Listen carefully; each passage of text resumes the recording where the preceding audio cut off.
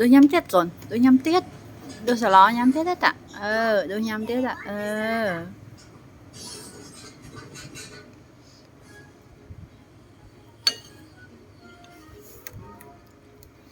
Ta nhắm mới nhắm á. Ta nhắm á tạ, bà lạc ai có bà lạc tạ. Chà mạc bao, nó hỏi ta cô nhắm ó hết ạ. Chà rồi giờ mình tật đọc luôn bạn ộp ná, ơi vì ộp, ô nhắm bỏ sẵn đó con. Nhắm mai sẵn ạ. Tôi nhắm tiết, tôi nhắm tiết. Tôi nhắm tiết, con tôi nhắm tiết. Con tôi nhắm mai tiết mở.